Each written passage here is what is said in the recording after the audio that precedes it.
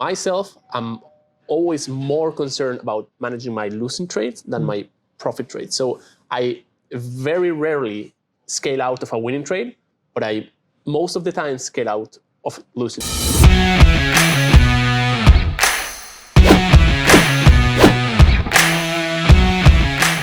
Hey guys, welcome to another episode of A Trader Over the Shoulder. I'm Michael Katz, and today with me, Saul. How's it going, Saul? Fine, how are you, Mike? Great. So, like always, most of the time you will see Alex with me here, but Alex decided to go on a vacation in Vegas.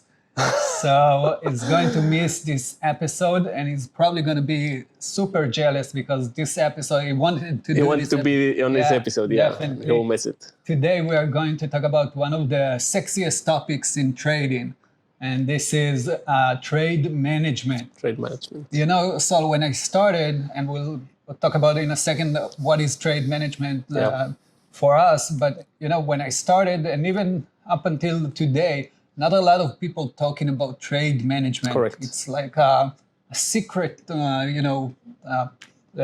definition in trade, you know, something like that.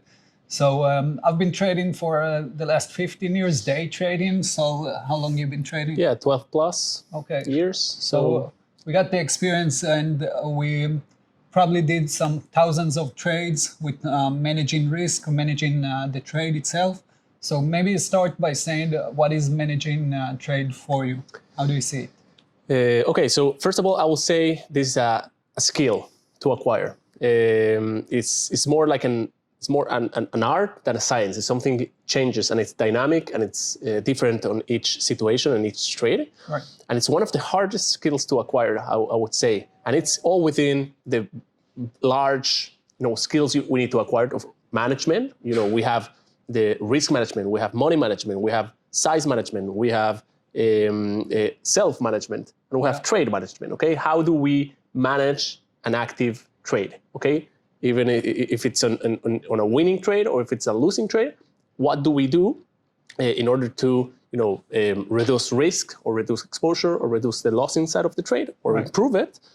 And how do we maximize profits? Okay, so that's the trade management, and there are some techniques, very very known. Which one do you use? So maybe just a bit before the techniques. Okay. When I started trading, I was basically just entering the trade, right, and moving my stop loss through my take profit. I didn't use limit orders like the take profit. I just moved my stop loss into the money. You traded it. Yeah. But I didn't do a whole lot of managing the trade. I just started to move the stop loss through the profit. But as soon as I got better and like you said, got more skills, I started really managing the trade, and even on a losing trade and also on a winning trades, and that was a major jump in my my trading your career. performance. Yeah, definitely. Yeah. I think there's this definition, or there's difference, or these approaches between passive management and active management. Yeah. So we always say our thought, and we see on YouTube and books and whatever, the passive management. Okay, to calculate your risk before you enter the trade, 1% or 2% per risk, set your stop loss, set your take profit, and let it go, and don't mess with your trade. Let it take either your stop loss or your take profit, and there's the whole this area and this this approach field of active management, which is a more advanced topic, and we'll dig into it right now. So let's talk about it for a second. Why is it more advanced technique to use in trading? Obviously, you can enter and put your stop loss and your take profit. It's simpler, right? But what makes the managing the trade, the active trade, really advanced? Why you need to get this skill or in order to perform better? Yeah. So I would say it really the challenge with active trade management is many things. So one of the challenges is the feedback you get from the market. Okay, sometimes you use one of the trade management techniques we're going to talk about, and you get a certain result. And Right. the next time you do that same technique, you get a different result. So you can get confused on what's right or wrong to do, because sometimes it goes very well and makes it better than just passive management, and sometimes it doesn't. So you need to really understand which technique is the best to use in each one of the scenarios, because the outcome, it changes. It's more, measuring the performance and the statistics when you start actively managing trades. It might be a bit confusing at first. Mm-hmm. So it's something you need to relearn and get used to it. So I would say that's the challenge. And second, really understanding which technique to use on every scenario, because every trade is different, and we need to know what to do on each trade. So, for example, when my biggest loss, when we talked about it in the previous episode. By the way, guys, if you didn't check it out, go ahead and do that. Also, follow us on YouTube if you like to see us. We are recording it on a video, so you can see us as well. We're sitting on a nice sofa. And if you want to just listen to us, go ahead and pick it up on Spotify or Apple Podcast, Google Podcast, you name it. Yeah, all platforms. So, yeah, all platforms. So going back to your largest loss, the 90K, right? The 91. 91K. But yeah, the problem, or maybe not the problem, I managed the trade there, and it was my biggest loss. But most of the times when I managed the trade, it was great, a great percentage of success. So I'm really, getting what you're saying, because you really need to understand how to manage the trade on each individual trade scenario, that you take. Yeah. And this is super hard, right? But if you have some rules, some techniques, you mentioned it's art, right? It's not a science. Correct. So if you have set of rules, you can try to apply them in each scenario. Sometimes you need to bend the rules a little bit or play with them, but at the end, you gotta have, at least in my opinion, you gotta have like a set of rules that will guide you through the trade, how you're supposed to manage the trade. So let's talk about this for a second. Okay, wait, just maybe let's mention the trade management techniques, okay? Yeah. What are the different paths or choices we can do on each trade?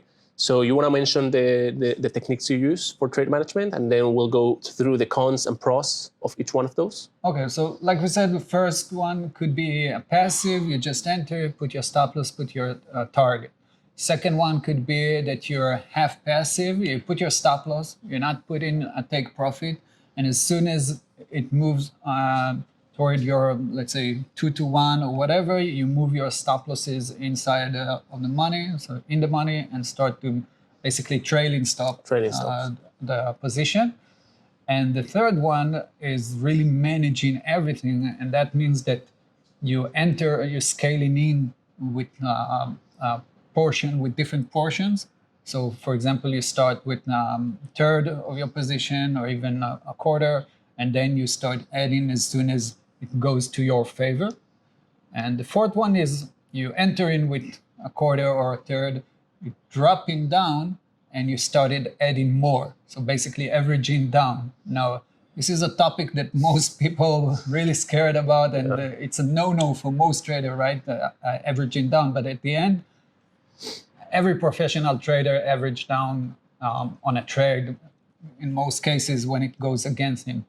Unless, we will touch that in a second, unless there is no real reason to average down. But, Correct. Averaging down is part of what we do. Yeah. Correct. So in my mind, you need to create a plan that you mentioned, like a path to follow, a guide to follow. So you enter a trade, and that trade either go in your favor or against you. Okay. Right. So once it goes in your favor, you can take profit, you can scale in, you can scale out. Partial profit is something very common. Yeah. Okay. Or you can trail your stop. Okay. Mm-hmm. Trading stop.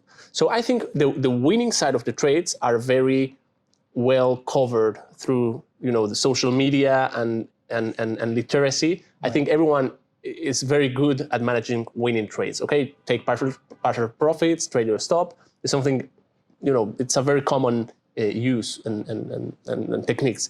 Mm-hmm. But But the losing side of the trade is something less common and less talked, and this is where I think people should focus more. But actually, the same techniques can be applied on a losing trade. Okay, so when you open a trade and starts going against you, you can apply the same techniques. You can take partial losses.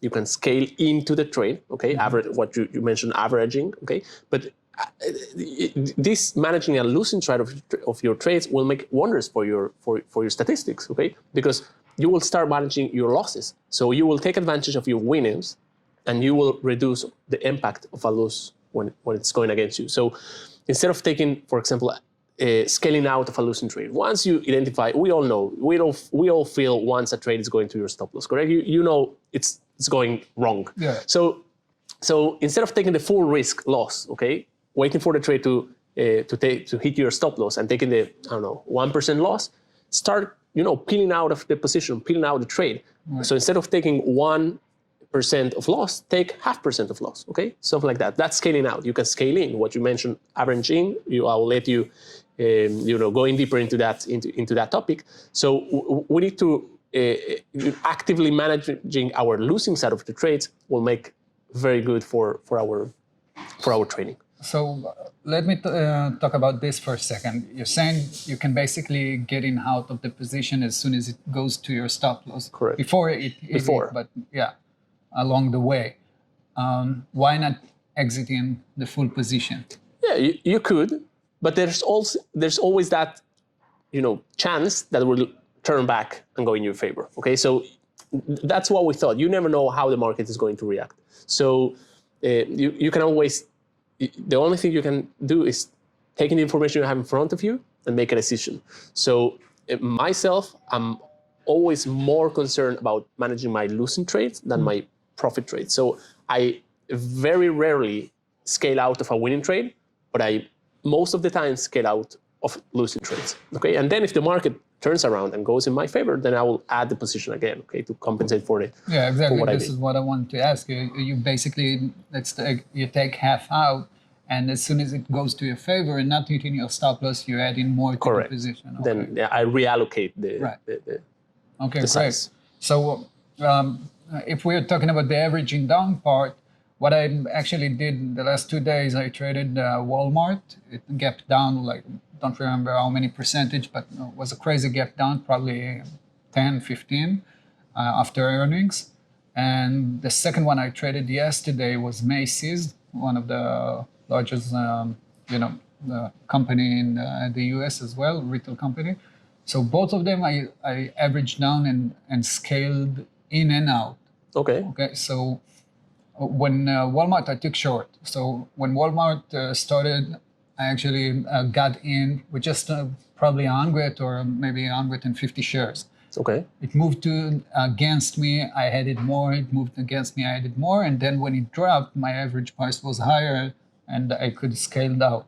Now, the reason I did that, you obviously don't need to do it on every trade, right? But the reason I did that is because I knew that there are major levels that are backing me up. So as soon as it popped up, I know that there is a major resistance there that I can use in order for it to drop down again. And the whole sentiment of both stocks was negative, super negative. Let's say technical-wise, it opened below the 200 EMA. So it's a major technical sentiment, negative sentiment. Or the news were pretty bad. So also it pushing the price down. So as soon as it hit the resistance level, I could add and feel comfortable with it. But I always know, and this is probably the most important one on averaging down, you always know what will be your maximum stop loss. Your 1 hour, 2 hour, 3 hour, whatever you're risking, but you know, as soon as, let's say if it wouldn't go to my favor, I would have closed it and that's it. And you would have lost a predefined risk that you set for yourself.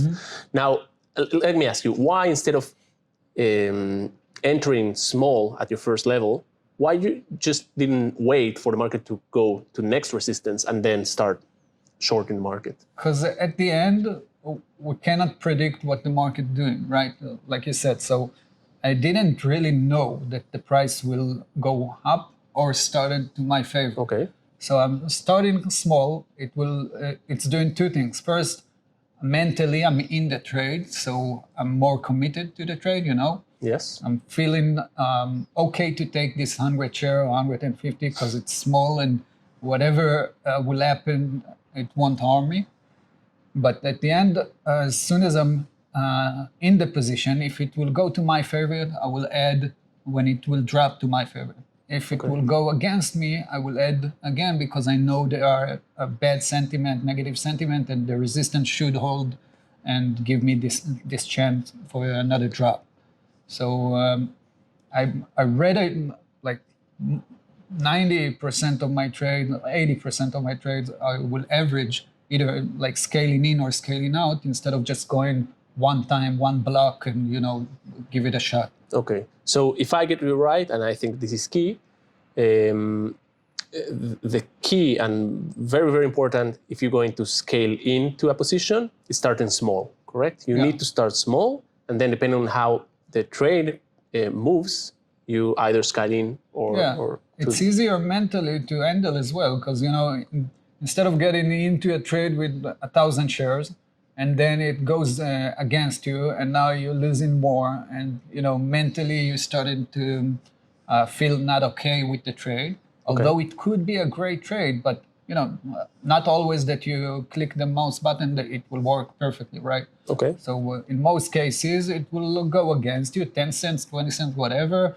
And then maybe after a minute, 2, 5, depends on the time frame, it will go to your favor. Okay. So instead of going all in, go with a tiny portions every time. And then you feel okay with it mentally. And you can always add to your favor. Always. You will find it will go to your favorite. Let's say a short position, it will go to your favorite, bounce up again. Then you add more in the money.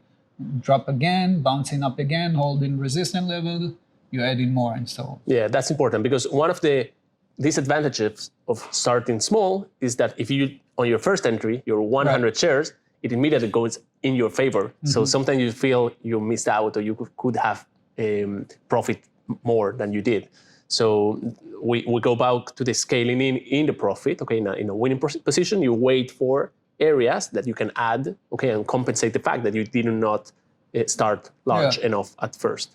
The only way that you should start large, I guess, is when you don't have any resistance level or support level that will back you up. So, for example, if I want to go long, and this is a major, I'm buying a major support level, right? And there is nothing below it, let's say $3 below it, that's the next support level. It doesn't make sense for me to hold the whole drop to the 3 points and then buy. So I'm putting my stop loss, I'm going all in, and from here, it's easier to, to go just my stop loss, hit my stop loss, getting out, instead of scaling out or scaling in. Okay. Yeah. Yeah. I don't know, what else would you, what would you recommend someone is trying to, they're watching this, they've never heard of, active trade management, where to start? You know what, I'm thinking out loud right now, because do you think that a guy that just started trading, let's say 6 months, 2 years, do you think he needs to, work on his trade management or just be like a passive, as you said, just get in, your stop loss, your take profit, and that's it? What are your thoughts on that? I don't know, how soon you need to do that, but I think every trader must, at certain point, start active managing the trade, because we all learn our strategies. We have gurus, we have teachers, we go to an academy, we go to YouTube, and we learn strategies. And those strategies should work out. They are back-tested, okay, and they should be working out in long term. But then we realize, in long term, most traders fail. Right. So you don't understand why did you learn a strategy that's supposed to be profitable and you're not making money with that strategy?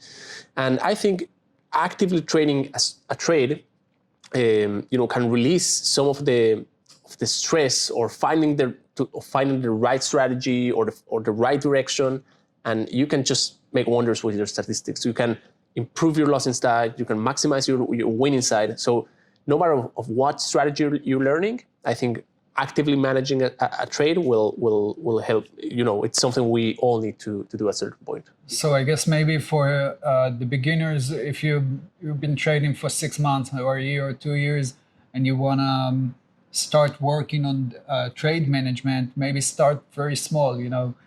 Take 5 shares or the 001 when you're trading, and just add to that and scale in and scale out and manage the trade. So basically not risking a whole lot. If you are willing on a certain trade, on a regular basis trade, like your default will be $100, start with $5 risk, just to feel it, just to understand it a little bit better.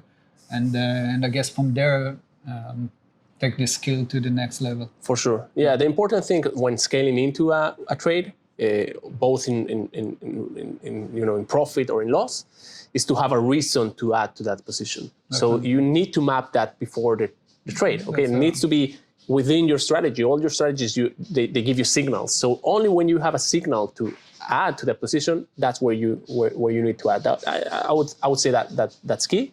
And of course, having the skill and the discipline to close the trade once it's and this is a tough one, and that's the toughest one.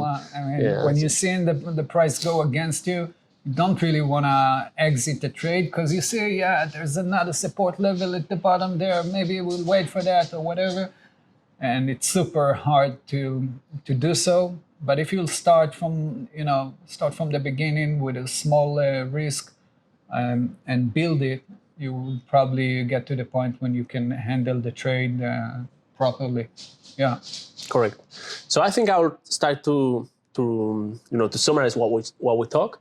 We enter a trade. The trade goes either in our favor or against us. Okay. So when it goes against us, what we can do, we can scale out of the trade. We realize it's just not going to work out, or we lose confidence in the trade. So we scale out on a losing position, okay? Something that not many traders do, and it's super important.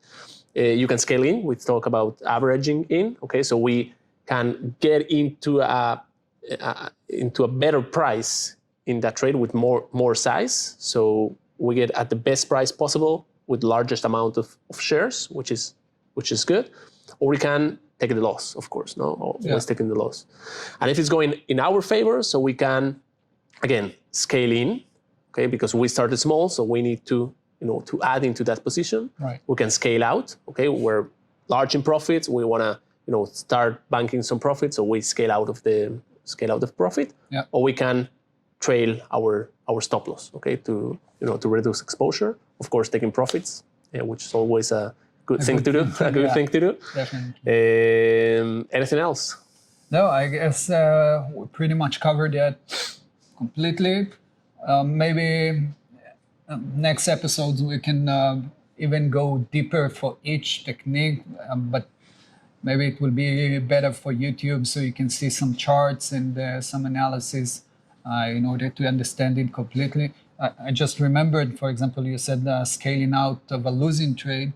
And on Walmart, when I traded, I actually scaled out. I entered. It went against me after I added, and I scaled out from the losing part. So basically, I covered some of my losses. But then when it reached my again major resistance level, I added again. So I play with it all the time, and this is why I managed to. I was down like $600 or $700 and got back from that. And to profit. To profit. Yeah. All right. I think we can wrap it up. Yeah, we can wrap it up.